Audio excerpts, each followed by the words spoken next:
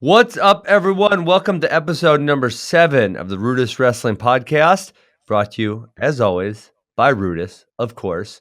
Matt, and since we talked last, there's been some breaking news. Did you see it? Were you on the Twitter? I have not checked it out. I've been busy all What? morning, and I have not. I'm sorry. I apologize. I have not listen, been Matt. able to touch social media today. Now that you and I are, it actually broke late last night, but now that you and I are podcast buddies, that means we're like best friends, and you have to know everything about me, and I got to know everything about you. So you got to pick it up. I apologize. So fill myself and everyone else in. Well, you know what? I actually had told you previously because I knew, but my fight has been announced. It's January 26th. It's versus Robbie Lawler, which in a certain sense it's kind of disappointing because there's all these people that I don't like and that I want to talk smack about, and it's easy to talk smack about them. And then they go and give me someone that I like, that I think is a really nice guy, and that I don't really want to talk smack about him. So it's he's just a nice guy, you know. There's nothing to say about it. Yeah, nice guy, tough fighter, does the right things. Like, yeah, I mean, I'm sure you will be able to build up anticipation in some way. I'm confident in you that you'll be able to do that, without a doubt. So I'm gonna have to figure that one out. But it's a start. He's a former UFC champion. Obviously, his last fight was a loss, so he's not on a high streak right now.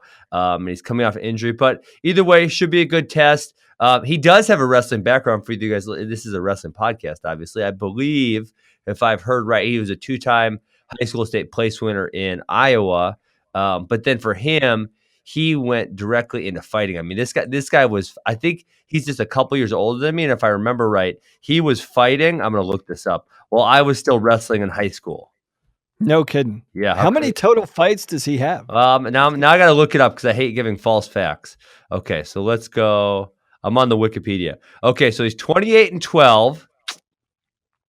And his first professional fight was April 7, 2001. I was still in high school. How funny is that? Wow. So he had, my gosh, he was fast. He was 5-0 before I graduated high school. So how old is he? So he's got, like I said, I believe if I know the story right, and I don't know that I do, he went directly from high school straight to fighting. There was no break there. He didn't go to college. It didn't take him a while. And that was obviously in the early days. Like, actually, now that I'm looking at his record, his first fight in the UFC was prior to me graduating high school. Wow. How funny is that? Wow. That's hilarious. But you guys are roughly the same age. I'm going to find out. Yeah, I feel like it.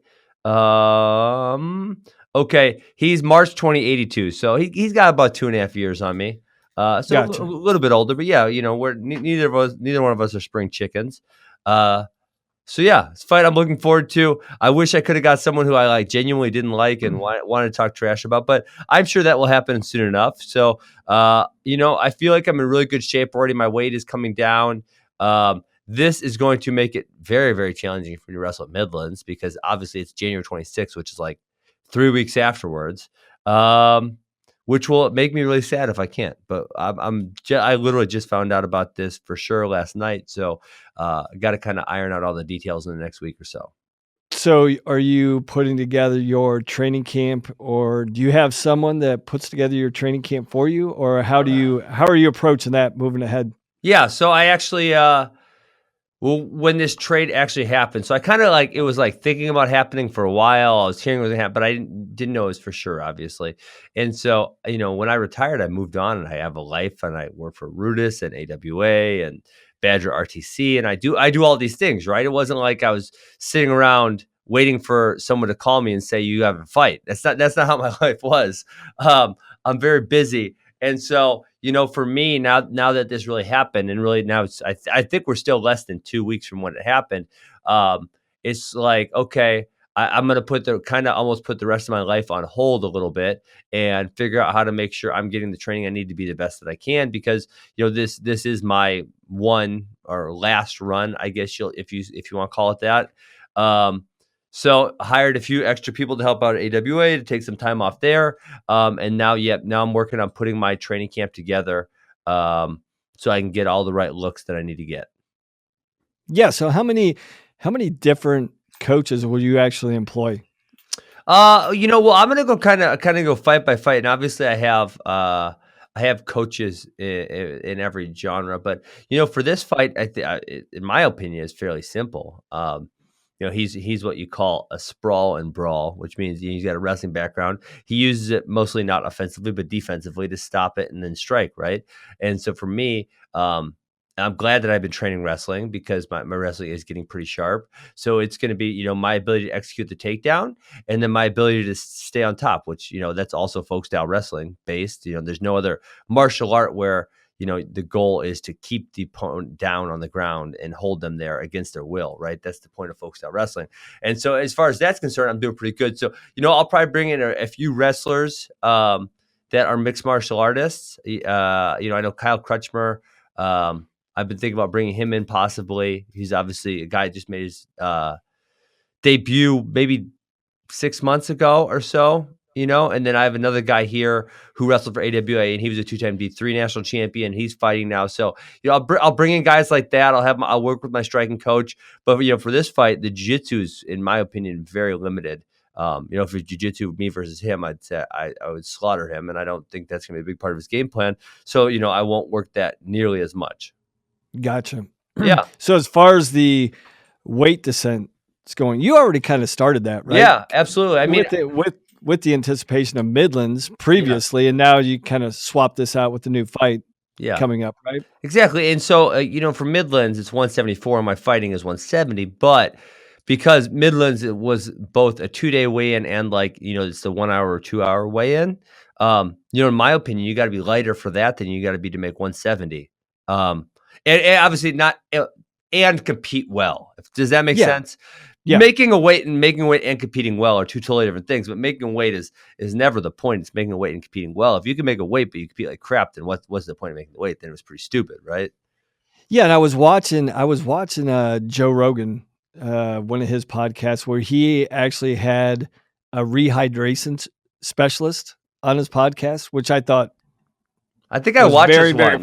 Yeah, it was really fascinating, and there's the science behind rehydration that a lot of people don't really take into consideration. They're like, 24-hour weigh-in, night before weigh-in, whatever it is, you just eat and drink up, and you're good to go to the next day. But to hear the thought process before and after the weight cut and making weight was pretty fascinating to hear him break it down on a very scientific level. Yeah, that was interesting, because in wrestling, I feel like, especially the college wrestling, that the 1 hour weigh-in has caused people to be so disciplined that we don't have to deal with a lot of those issues. I mean, it's really plain and simple. You can't cut a lot of water weight on a 1 hour weigh-in or your performance is going to be very erratic.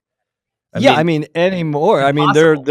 There's a science behind it. Like, when guys are making weight an hour or even 2 hours before for a tournament setting, it's basically like your warm up is your final weight cut. You're like, most guys come in anywhere from 2 to 4 pounds overweight an hour before the weigh in. And they have it locked in like, okay, in 45 minutes with a hard drill, with a good warm up, I'm going to lose 2 or 4 pounds. And then I just put minimal amount of food and liquid in my body just enough to give me enough fuel to get through the match. So on the college scene, they've really locked it in. But when you're talking about a day before or 24 hours out, I'm sure there's a lot more that goes into the thought process and having you be your best for a 15 or 25 minute fight. Yeah. I mean, I think the other thing that I think is that,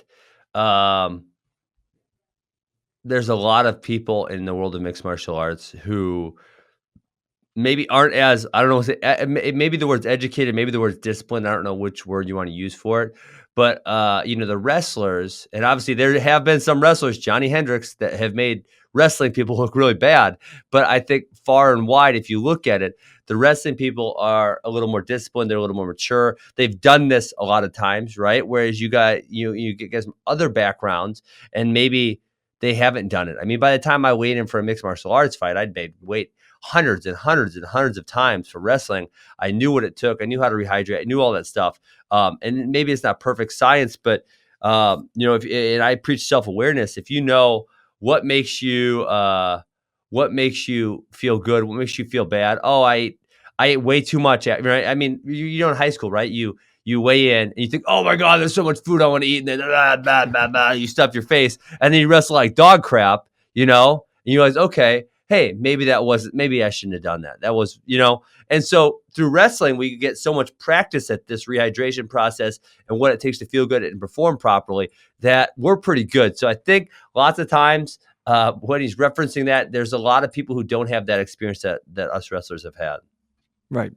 And they give in to impulse after weigh-ins, right? Instead of sticking to the game plan. It's like being disciplined. Like, this is how much your body can actually absorb in a certain time frame, and you've got to be disciplined in releasing that out and how much you actually take into your body. And so, yeah, it's all really cool stuff. Interesting to me. This stuff fascinates me. Yeah. Who I just met up? You know who I met up with, Matt, on Saturday night when I was in New York? This would be a blast from the past for you, and I don't know how well you do or do not know this guy. But I met up with Clint Wattenberg. Do you remember him? No kidding. From Cornell? Oh, yeah. Yeah. He was Clint Wattenberg, this is my memory. He's the last person to whip my ass. He beat me 10-0 in the 2004 Olympic trials. And I don't ever remember past that really getting beat badly. I'm obviously I lost matches, but I didn't really get my butt kicked.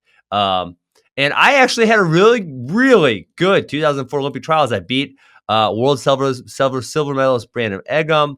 I wrestled really close to the Mogul Wall. I lost 4-2, and he would go on to place.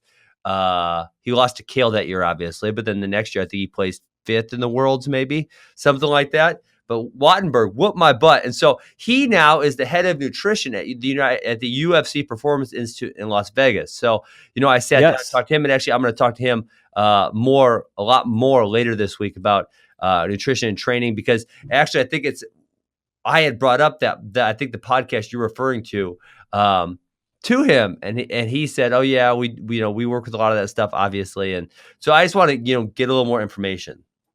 No, Clint is one. He was a rugged competitor, great dude, very smart, very intellectual.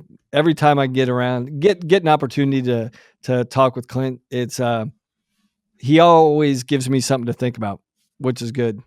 Yep. So that's fun. I should be talking to him later this week about that kind of stuff. But it's such a small world, isn't it? You just like run into people all the time that you knew from way back and whatever. Yeah. So okay, we've been chatting about me. We had to get on the wrestling match. We've been talking about me too much. Okay, just two little things. One, okay. Where is the fight taking place? So it's in Anaheim, California, January 26th. Okay. And two, we need to get some funky shirts. Yeah, I wore a Rudis funky shirt on Saturday night, and I've had a lot of people tweeting or gramming, asking where I got that. And so, yeah, Rudis needs to get a few more of those up, and definitely. So, okay, let's get into last week. We talked a little bit about it on the previous episode.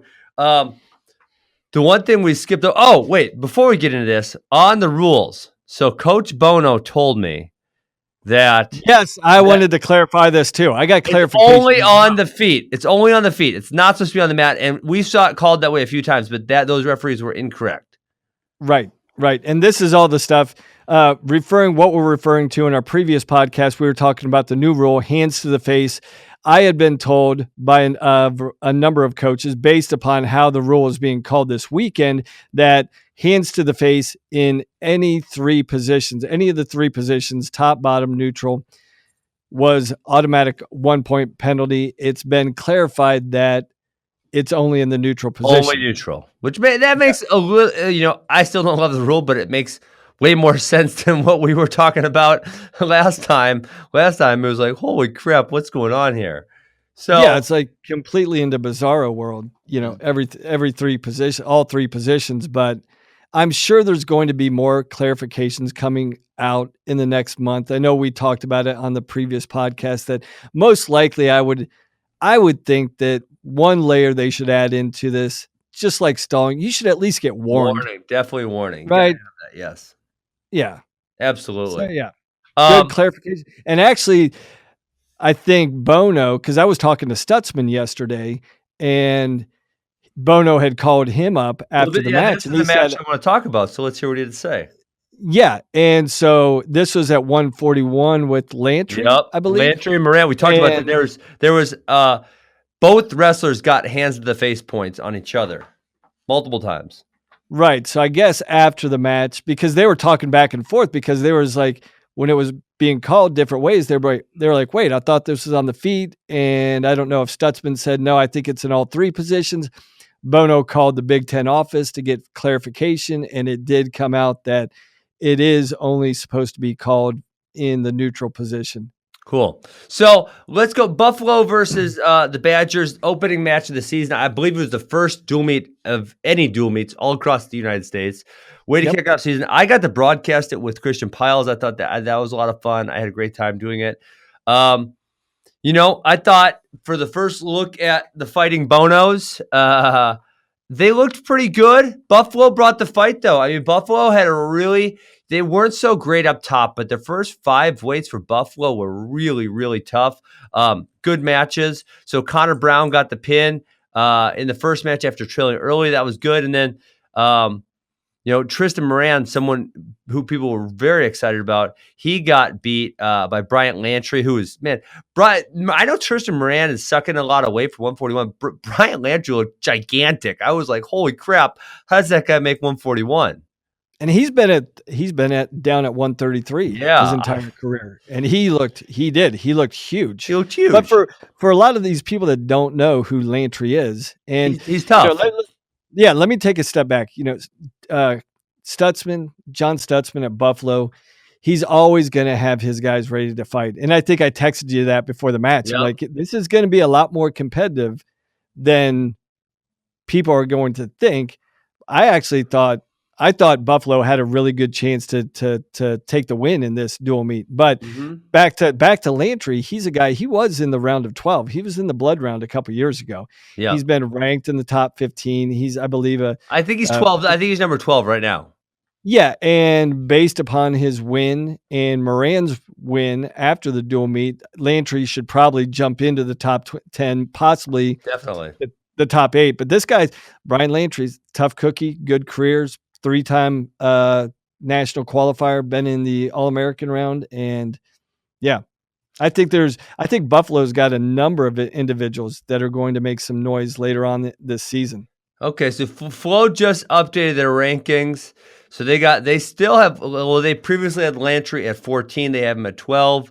They have Moran now at 13. And the match you were referencing, which we'll get to in a second, Josh Alber, Tristan Moran got the fall over him, and Alber's at 9 right now. So that's where those guys shake out. So also in that duel, which I thought, I was really impressed with. So this guy named Alex Smythe, who had a very average college season last season, he beat Evan Wick, the bigger Wick, at U23s and looked really good. I was really shocked by it. He beat Xander Wick, and he looked really, Matt, I preach that you can get a lot better in wrestling, but when they say this guy was just above 500 last year and then I watch him wrestle, like those two things don't jive in my head. He was really, really good. I don't know how he was so bad last year. No, I think he has. You've seen this with a lot of kids. The longer they go in their collegiate career, the more mature they get. They understand where they need to be at all times. And the thing that I picked up from Smythe, not only in the freestyle season, but in this match, is like he's really dialed in. He knows exactly where he wants to be. He doesn't deviate from those positions. He's going to force you and try and pressure you into taking a long attack, which Wick is a longer guy. Yep. And his reattacks are really, really good. And you could see from that match why he beat the bigger Wick in freestyle. Now, I don't think that would be the case in folk style, but you could No. see with Smythe's style and his reattacks and how he gets through finishes really, really quick. Yeah, How absolutely. His finishes were, man, they were lighting, and you're not kidding. His down block go behinds and his reattacks were freaking outstanding. And Xander, from my opinion, was shooting just from a little too far out. He wasn't closing the space off, which was then obviously allowing Smythe to get those easy reattack and go behind scores. and Smythe is really good about just baiting you in, not to chase him, but to move forward. Like he doesn't retreat and he doesn't run away, but he just kind of takes a step back, and all of a sudden it creates even more space. So when you attack, like you're already extended, and it just totally plays into his down block reattack. Absolutely. I agree 100%. So good win by him. And then the last one I think we got to mention on there is that, oh my gosh, heavyweight. I'm blanking on the guy's name right now, and I work with him every week. Help me out here, Matt. Trent Hilger. Oh my gosh, how did I forget? I kept getting Tristan in my head and knew that was wrong. Trent Hilger gets the upset over Jake Gunning. And looked really good doing it. Jake Gunning's obviously a two-time national qualifier and top 20 ranked guy. Right? Top 20 ranked guy. Trent rode him. Really tough on the feet, shut him down, and really impressed. And Trent obviously also went on to win the Harold Nichols Open last weekend. So good start for him. Good start for the Badgers. And to your point, I thought that Buffalo wrestled really tough. I think they have a handful of really good guys. And they have a few weaker spots that they need to fill in those upper middleweights, but really tough team. Yeah, and I think when you're talking about, I hate to label these programs and put them in different positions, but I think if you talk about the University of Buffalo, you're probably talking what's a mid-major team, right? Yep. And so I think when you have a mid-major team and you're trying to fill out your roster, you kind of know where your strengths are and probably where your weaknesses is. Yes. And it's very hard to put 25 through heavyweight with solid guys throughout the lineup. So going into that match, when I was breaking it down, I'm like looking at it, keys to victory for Buffalo is like 25 in heavyweight they've got to get. And I thought if Buffalo got wins at 125 and at heavyweight, they probably had a really good opportunity to win that match. Yep. And they were winning the match at 125 and they ended up getting pinned. And then at heavyweight, obviously this guy from Wisconsin came out. He was ready to go. He really impressed me because Gunning is a seasoned vet. He's a senior. He's a top 20 guy. He's been to the tournament several times. He's had several big wins throughout his career. And I thought Wisconsin's heavyweight, looked really, really good and secured a big win and positioned himself, like you said, with his performance over the weekend. He's probably established himself as a top 20 heavyweight as well, right out of the gates. Absolutely. So, and if he can get a few more wins, I don't know if he has any top guys on the schedule prior to Christmas break, but obviously after Christmas break, if you look at the Big Ten, they have Stoles and Neville, Hamida, a lot of really good high level guys. So he's gonna have those really tough guys. Maybe not before. I know they're in Nebraska, but I don't think Nebraska has a ranked heavyweight. No. That's one of the matches they have. But typically, I don't know if Bono's changed the schedule, but typily Wisconsin is at Las Vegas, correct? They're not going there. They're doing okay. So they're doing a tournament in Southern Illinois at Edwardsville, where I believe it's 8 Division I teams, and I think you can bring up to a maximum of 15 guys. Okay. So it's like a smaller tournament. The idea is obviously you're going to save a bunch of money. It's all not, I want to say local, but teams who aren't really flying in save a bunch of money over going to Vegas. And you can also, the other benefit of that format is you can kind of get ranked guys together. Yeah, you can put ranked guys together. You can look guys that need experience. Yep. You can match up guys that also need experience. And the other thing, Matt, is they're taking 15 guys, so they're getting some of their second string guys some good work. And I know that's something that I think, like you were talking about it yesterday, early in the season. If you're a college coach, that's something you want to do: establish the pecking order, see what everyone has, not just in the room, but in competition versus other people. So I think that's good too, where they have some of these weights where they're too deep that they can get some looks for everybody. Yeah, because I mean, we've talked about it previously, but I think there's, a lot of times people read too much into wrestle offs or inner squads or whatever you want to Yep. call it, right? We were talking about the wrestle off at 157 at Michigan, and that's really not.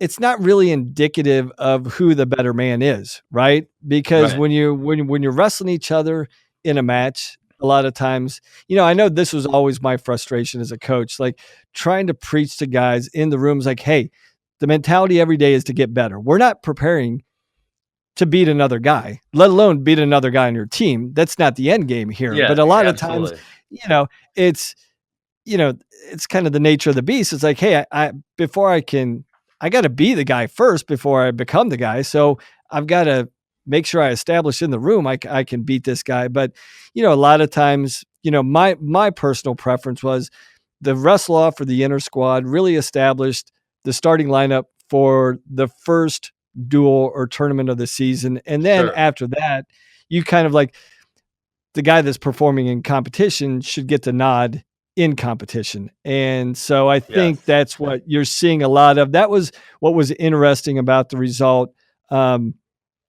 this weekend at 157 for Michigan when Luan beat Pantaleo in an actual competition at Yep. the Michigan State Open, as opposed to the blue and maize wrestle off. Yeah, absolutely. And so, not only that, but obviously Luan, we talked about this specific match yesterday, but he beat other guys, right? He did. They didn't just go poof and put him in the finals.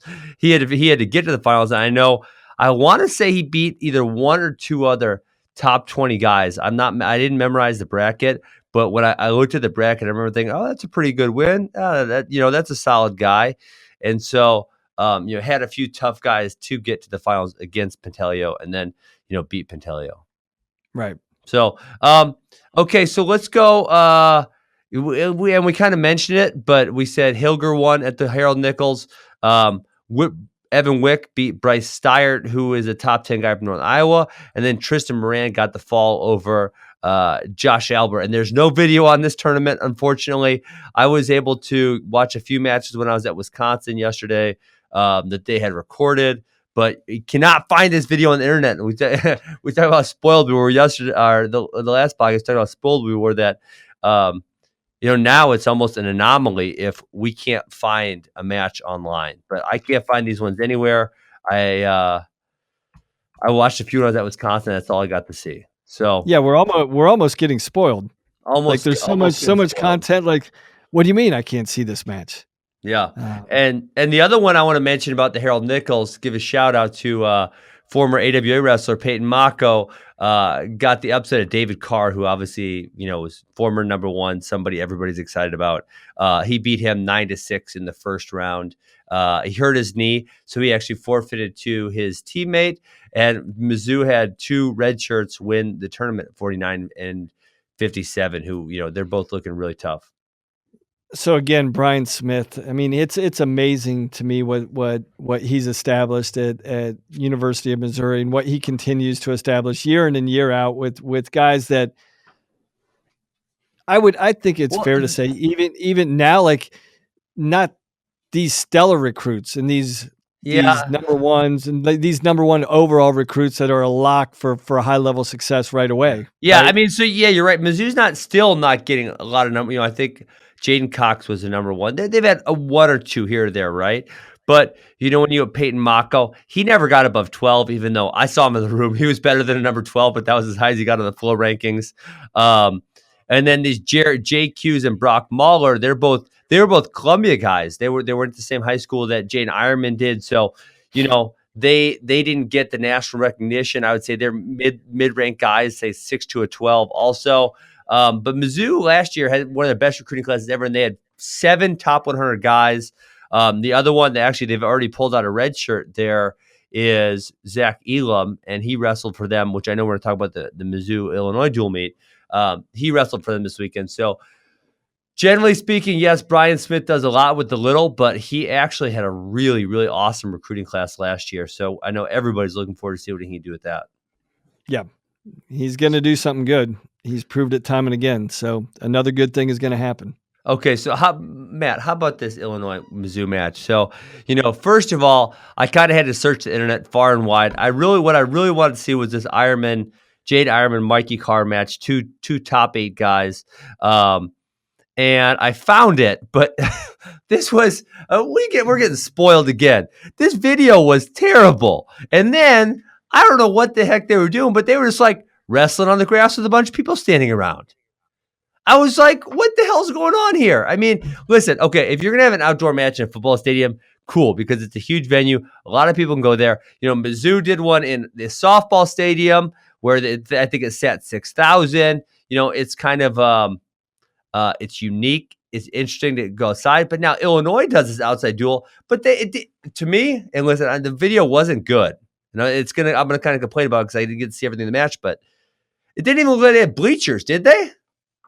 No, it was wrestle. They marketed it as what, like the grapple in the Grove or something like that. So I don't know if they were if people were out picking apples before the dual meet or what was going on. But what marketing person's mind did they think it was a good idea to have people stand for like 2 hours? Like, I don't want to stand and watch a duel for 2 hours. Put it in the effing arena where it's warm and I can sit on a bench. Yeah, there's a reason why I chose to wrestle, and there's a reason why I chose to coach, and it was one of the reasons because it was indoors, right? I don't want to be outdoors. I don't want to freeze my butt off. That was weird. I was like, I didn't even know what to think. I don't know. I would like to hear. I'm sure that wasn't the wrestling coach's idea. I'm sure that was some marketing person's idea. I would like to hear what they were thinking when they decided to just put it in the middle of the grass and have a bunch of people stand around the mat. It was so weird. Yeah, it's just like pulling people in as they're walking by. But yeah, it definitely sounds like one of those sports information marketing ideas that in theory sounds like a good idea, but in actuality, it kind of falls flat. Because also, like, I get it when you're, like you said, when you're talking about setting attendance records and going into a football stadium, there's some really, really cool things, behind that thought process. But when you're talking about wrestling a match in the Midwest in March, heck, I mean, they could have been shoveling those mats off very easily, right? And then just the conditions of the mat and, the health and safety of the student athletes. I think there's a lot of variables that you got to take into consideration that are probably go beyond the value of doing something new and just because it was only like 50 to 55 degrees out. It wasn't warm by any stretch of imagination. I think on the video, one time the camera got hit a little bit, and I think I saw like one of those big heater things. You know what I'm talking about? Yeah. I think I saw one of those. So maybe because the mat can also get really hard if it's cold too. So that's, there's a lot of variables there. Okay, so let's go to, so Mizzou obviously wins the duel. And there were some good matches there. I think the big one that everyone was talking about was Ironman versus Carr. And so it was a crazy match. Ironman was down 9-4 and came back in the third period to tie it up, and then they went to overtime. You got to take it to overtime. But for me, what I didn't like, and like I said, this video wasn't great, so I was doing my best, but I wanted different angles. Man, a couple of the takedowns that Mike Carr gets, in my estimation, his head is still buried like in the crotch between the legs, and I thought that wasn't a takedown. Am I wrong? What do you think? What's the rule book say? I think it's a little bit subjective there. I believe a lot of the times the ref is looking actually where your head position is and where it's going to determine control. And I think it's also the hip position. They had made changes in the last couple of years about immediately awarding 2. And it kind of goes back to like the discretionary nature of what is a takedown, kind of like in the NFL. What is an actual catch in the NFL? Sure. I think we're trying to define that a little bit more in wrestling. What actually is a takedown? What determines control? What determines that you've really established control of a position. I So mean, but I think, you and I have both wrestled, and you both know if they're in a Ironman loves to use like a chest wrap type position, right? right. And if the head is buried in the crotch, that's just not control. There's just I No. don't think there's two ways about it. And I thought that was the way. Oh, geez. I thought that was the way the rule book read, is that if the head is still buried, that they're not going to give 2 points. But obviously that wasn't the case this match, because Carr did get 2 points. So, that I think that was a little bit sketchy to me. And again, the video wasn't the best, so maybe there was something I was missing a little bit. Yeah, so I think that's exactly where Ironman, that's where he wants to wrestle out of. That's in his wheelhouse, right? When Yeah, he's got absolutely. a guy chest wrap with the guy's head in between his legs, that's where he thinks that he's actually gaining advantage. And when they throw up a quick 2, to Carr a couple times, that just really changes the dynamic of the match. Absolutely. And so, I mean, I use that position frequently, and Ironman does it really well. And it's just like, there's just, you as the person with the chest wrap, you have a lot of options out of there to score points. So, yeah, I mean, I really didn't like that being awarded too. Great comeback by Ironman. I think this, and obviously you see this every year. I think last year, right off the bat, he had like a 16-15 match with the kid from Southern Illinois who wasn't, that good, or wasn't obviously nearly as good as him. I mean, we're talking about Jaden Ironman, who almost beat Yanni, who beat Logan Stieber. I mean, he's competing with the best guys in America, regardless of age bracket. It doesn't freaking matter. But sometimes he doesn't come and bring his A game right away. And, I would, obviously, as a Mizzou fan, would like to see him step on the mat right away. Now, that being said, third period, when he needs to turn it on, he sure turned it on. I mean, he brought the freaking heat on him. And that one sequence in the third period, I don't think I've ever seen anything like it in high level wrestling. He overtie shrugs him by, and Carr shoots way off of him, and Ironman just freaking sprints at him and tackles him. I mean, if you guys don't want to watch the full match or haven't seen the match, you at least got to go watch that segment, because I've never seen anything quite like it. It was a flat out bum rush, right? It was a bum rush. Just never work. I know. I don't know what to say. But I tell you what, as an opposing coach, one thing I would caution my athlete against is like, watch out if you get in a shootout with this guy, because typically if Ironman gets in a shootout, he's winning. Yes. And so, yeah, I would probably avoid the temptation of getting too excited when points come easy and often early in the match. I'd be like, okay, let's start controlling the situation. Let's slow down the pace. Let's get back into the tempo of where I need to be, because if you start matching his pace, you're actually just playing into Ironman's hands. Absolutely. So, good win by him. I'd like to see him tighten stuff up just a little bit. So I guess that was probably the biggest duel of the weekend. And I know we had hit this on the last episode, but I wanted to bring this up. Is that, you talked about lineup things. So what do you foresee? Oklahoma State has a disaster on their hands. Okay. So first, they have both Cade Brock wrestles in the All-Star. Caden Gafella wrestles. I don't remember where he wrestled some open tournament, and he wins. So there's two really good guys. And obviously, Caden Gafella, I believe, made the finals of the Suns Cup last year as a redshirt. Then at 174, they have Chandler Rogers, who wins an open, was an All-American last year. And you also have Jacoby Smith, who wrestled in the All-Star. And a lot of people are saying Chandler Rogers beat Jacoby Smith, which is hilarious, because then you have Jacoby Smith wrestling at the All-Star match, and he's the backup on the team. Like, that's hilarious. I mean, as a coach and as a fan, those are the problems you want to have, as opposed to the other way is like, who are we going to fill in? We're giving up 6 at this weight class, and we got no hope. So OK State's had that they have the problems that you want to have, that you've got depth.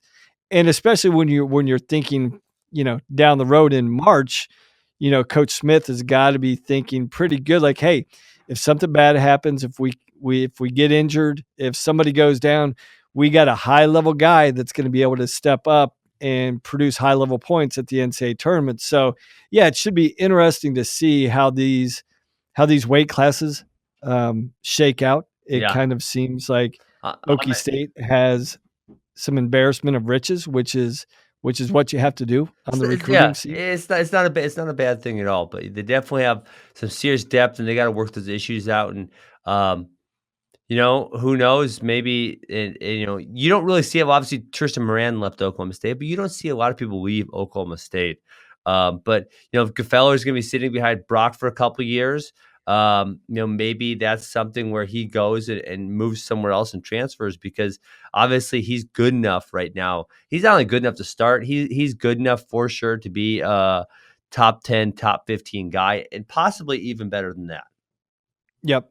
So And then I thought another interesting thing, I know there's some debate about where Fix was going to be, but you and I both thought he probably the most logical weight class was going to be 133. So it looks like Dayton Fix is going to be at 133 for the Cowboys this year. That makes the most sense. I think we were both shaking our heads when we thought there was a possibility of him going to 25. He's just big. I don't know there's nothing to say about the guy's big. Like, he shouldn't be at that weight class. Pickaninny, obviously, he's ranked number 4 at 125. And what you're seeing from this Oklahoma State team is that they have they have a bunch of good guys. I think every single person on their roster is ranked in the top 10. But what they don't have is they don't have a whole bunch of number 1s and 2s and 3s, like a Penn State, right? Who obviously we're considering Penn State the favorite right now. Penn State has 4 or 5 number 1s at this point in time, and that's huge points at the NCAA tournament. Yeah, I mean, in years past, you would think if you had the possibility of 8+ All-Americans, you're going to be in the hunt, and you still most likely will be in the hunt for a trophy this year. But what Penn State's established over the last couple of years, like you better not. It used to be the scenario was if you get 3 guys in the finals, you're probably going to be in a position to win. What Penn State's established over the last couple of years, like it's not just getting into the finals, but you better be ready to put 4 or 5 guys on top of the podium if you're going to secure the title. Seriously. And it looks like that's their big separating point going into the season. Obviously, they've got 2 or 3, 4 weights that new guys are in the lineup, but I'm sure, as they've shown in the past, those guys are ready to step up and perform right out of the gates. So it should be, I think that Penn State breaks into action this weekend.